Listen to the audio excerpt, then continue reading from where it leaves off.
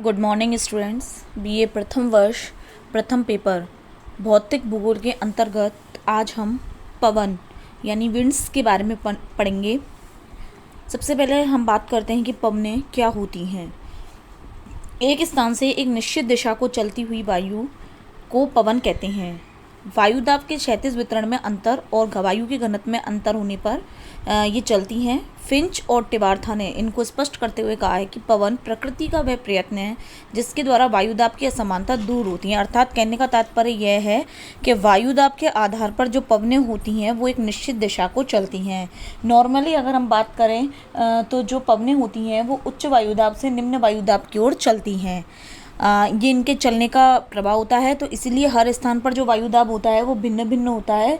तो भिन्न भिन्न होने के कारण जो पवनें होती हैं वो भी भिन्न भिन्न दिशाओं में चलती हैं। अगर हम साधारण से शब्दों में से समझना चाहें तो जैसे अगर हमारी पृथ्वी स्थिर होती यानी सब जगह या तो जली जल होता या स्थली स्थल होता तो सूर्य की किरणें हमेशा ही विषुवत रेखा पर सीधी चमकती हैं।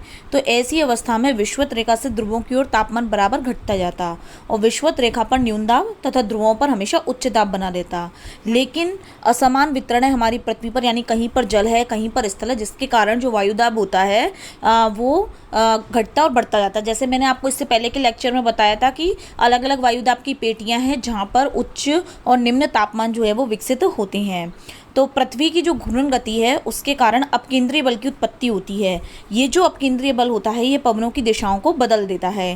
फेरल का एक नियम है जिसके अनुसार उत्तरी गोलार्ध में जो पवनें चलती हैं वो अपनी दाहिनी ओर और दक्षिणी गोलार्ध में जो है वो अपनी बाईं ओर मुड़ जाती हैं। और ऐसा किस कारण से होता है? पृथ्वी के केंद्रीय बल के कारण। तो इस तरीके से हम समझ सकते हैं कि पवनें जो होती हैं वो मेनली एक निश्चित दिशा में चलती हैं और इनके चलने की दिशा होती है उच्च वायुदाब से निम्न वायुदाब की ओर, अर्थात कम तापमान वाले क्षेत्रों से अधिक तापमान वाले क्षेत्रों की ओर चलेंगी।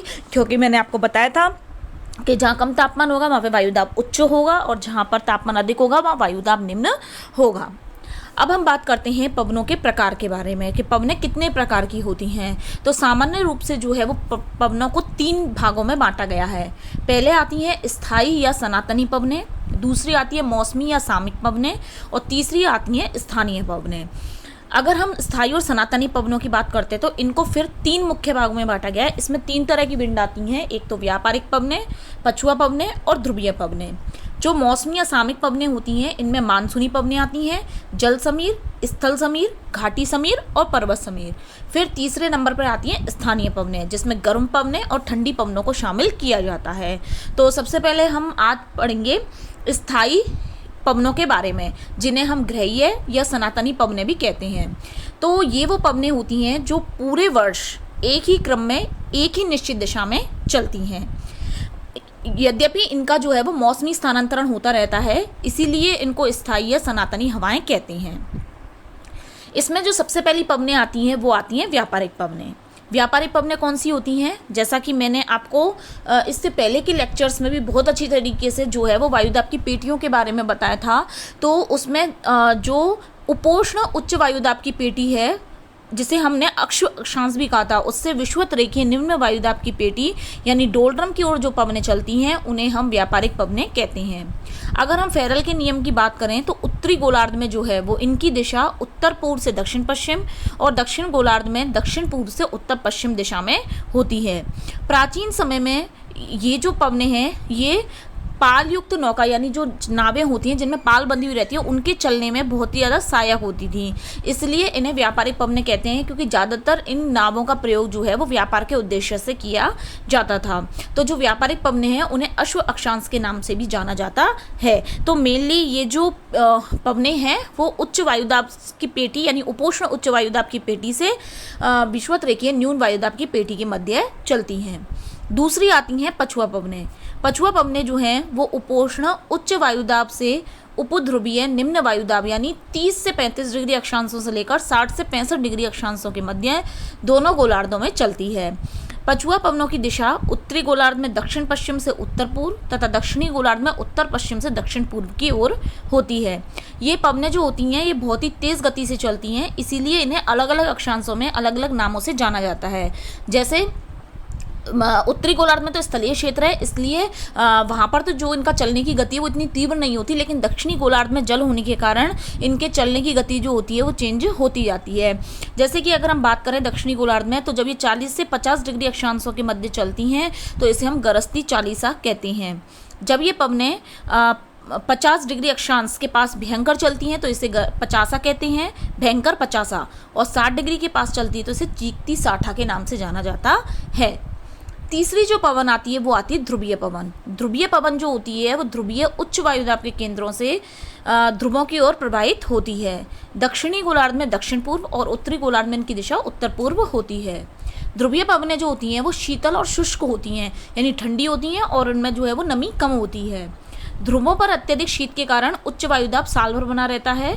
ये बहुत ही प्रचंड और तीव्र होती हैं। इन्हें नॉर्वेस्टर के नाम से भी जाना जाता है। तो मेनली जो ग्रहीय या स्थायी पवनें हैं उन्हें 3 भागों में बांटा जाता है: व्यापारिक पवनें, पछुआ पवनें और ध्रुवीय पवनें।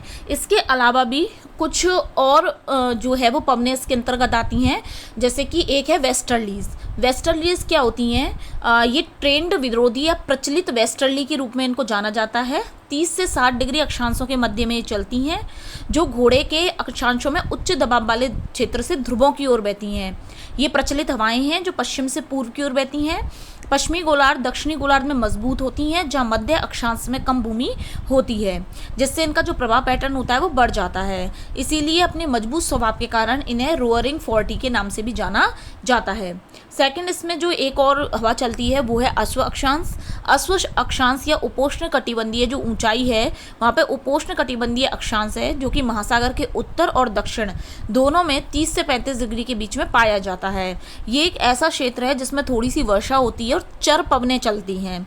उत्तरी गोलार्ध में इस बेल्ट को काम्स ऑफ कैंसर और दक्षिण गोलार्ध में काम्स ऑफ कैप्रिकॉर्न के नाम से जाना जाता है। तो इस तरीके से जो ग्रहीय या सनातनी पवनें होती हैं वो 3 तरह से मेनली होती हैं, जिनमें व्यापारिक पवनें, पछुआ पवनें और ध्रुवीय पवनें आती हैं, जो कि वायुदाब की पेटियों के अकॉर्डिंग चलती हैं। इसके बाद में अब हमारी नेक्स्ट जो पवन है वो है मानसूनी पवनें और स्थानीय पवनें, जिनके बारे में हम अपने नेक्स्ट लेक्चर में पढ़ेंगे।